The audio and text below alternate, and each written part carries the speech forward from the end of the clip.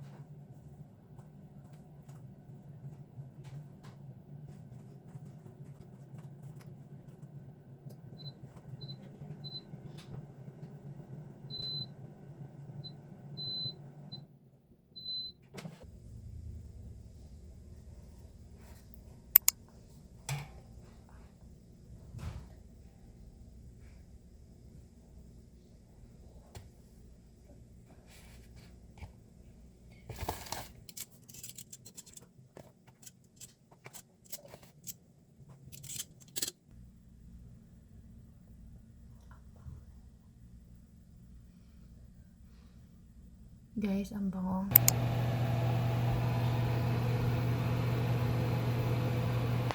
Ayan guys, mukhang luto na siya kasi nag-crack na yung mismong bread. And titikman ko na siya with this.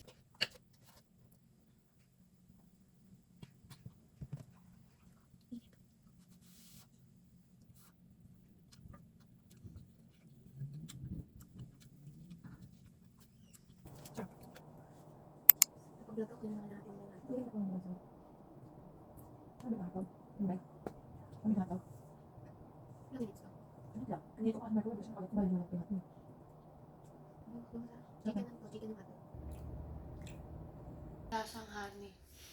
So, masarap. Pero hindi bagay sa ketchup. Bakit naman? Di mo bet? Ako naman gusto ko siya sa may ketchup.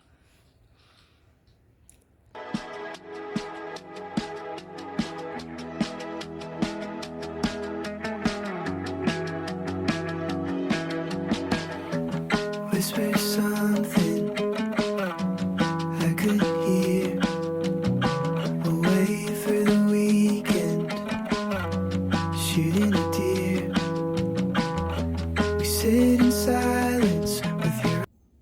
Hello everyone. So, kakagising ko lang and it's 6:37 PM na ng gabi dito and mag-merienda na lang ako / dinner. Hindi na ako mag-rice kasi I'm on a diet and ito na lang kikakainin ko. Tapos glass of milk. By the way, hindi ko na ito initin sa microwave. Kakainin ko na siya fresh from the ref. Rifle by my ear, I'd eat venison forever.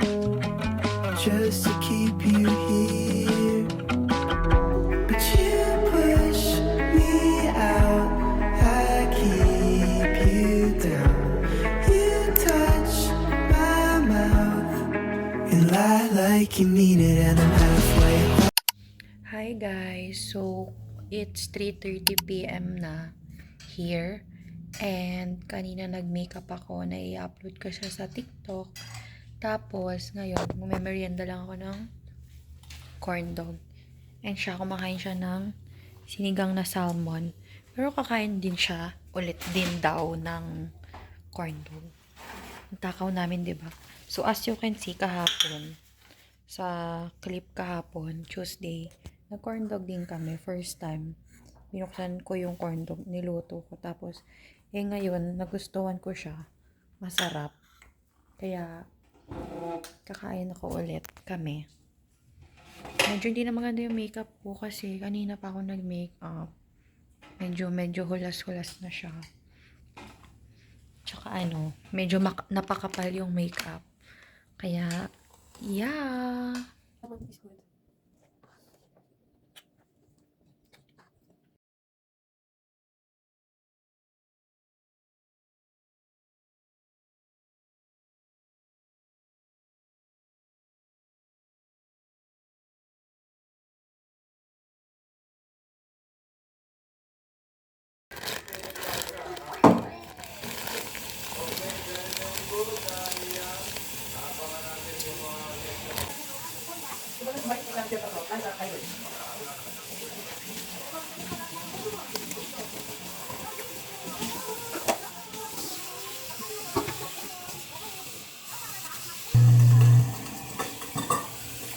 Hi friends!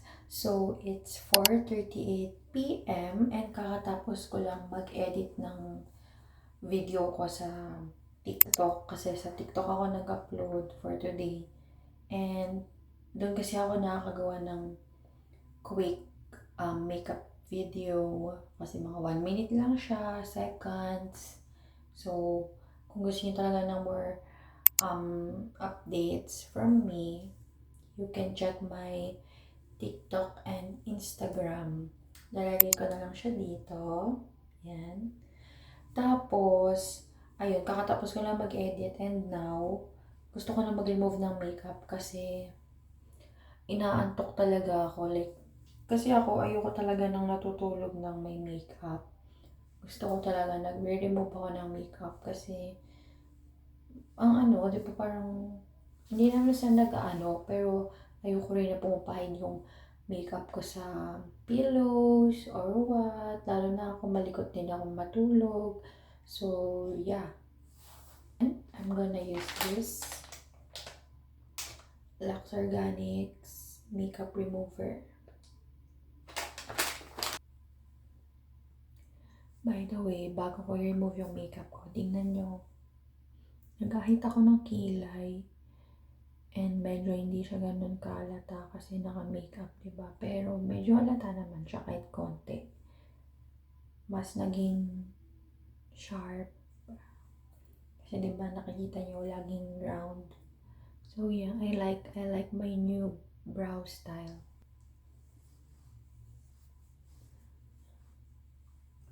So ako, pag nagre-remove ako ng makeup, I always use makeup wipes. Actually, before, ang gamit kong makeup remover is yung cleansing balm from Heimish.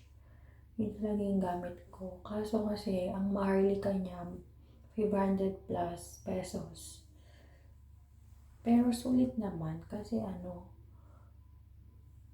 month ko rin siyang nagagamit. And yun, medyo nag-stop na akong gumamit noon. Nag-stop na akong gumamit noon kasi, ayun, mahal siya. Kaya nag-switch na ako sa makeup wipes. Actually, yung nagamit kong makeup wipes na first is yung sa Squad Cosmetics. Kaso, tinry ko tong sa Lux. And maganda rin tong sa Lux. Pero sila yung affordable nung sa Squad. Yan. So, nakikita nyo, makapal yung makeup, diba? And ayoko itong itulog kahit sobrang pagod ko. Like, for example, meron kaming pinuntahan, tas naka-makeup ako. Kahit yung makeup ko light lang. nag-remove talaga ako kahit madaling araw na kami umuwi, ganun. Kahit ano pang puyat, kahit ano pang antok, nag-remove talaga ako ng makeup. Kasi ayoko nang may chemical sa aking face. Makikita nyo, yung lips ko, huwag kayong mabahala dyan kasi actually nag-start to sa pagka-crack. Kaso umabot siya hanggang dito. Oh. Tingnan nyo, ayan na yung tsura ng kilay ko. Kasi inahit ko talaga siya, ayan o. Ayan. Tapos nagamit ako ng Q-tips using this Vaseline. Pangtanggal ko ng eye makeup. Kasi pag di siya natatanggal, nagpapantayos yung dito ko. So nagbumukhang wala akong tulog. Kaya kailangan magtatanggal ng mascara, eyeliner, eyeshadow, o kaya kung nag-falsies kayo, matanggal din na maigi yung glue. Ayun o, tingnan nyo. Diba, ang kapal. So pag di ko siya tinanggal, magpapadayos ako niyan. Kahit hilamusan ko pa siya ng cleanser. So, very necessary yung pagtanggal ng ganito kasi it can also affect our eyes din. Ayun guys, so diba, tingnan nyo. Kapal.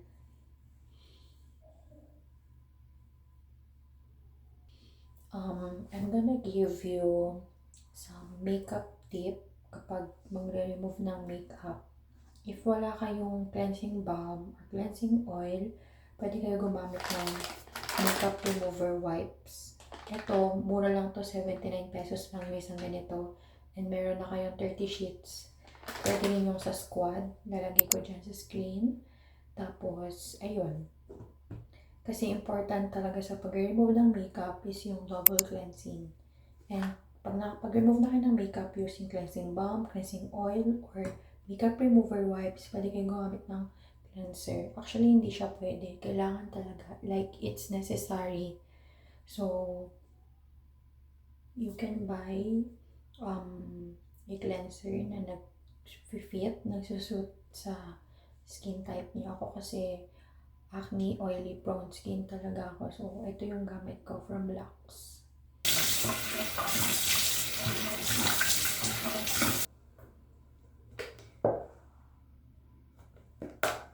So in the middle, like you call my phone. Speak like a riddle, break me to pieces and skip town. God, I love when you let me down. It's so bad, I shouldn't take it if they heard you laugh. That would explain it.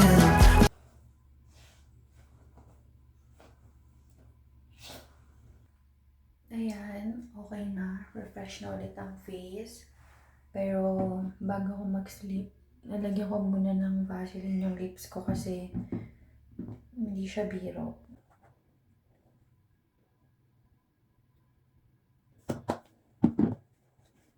Hello everyone. So, that's all for this week's vlog.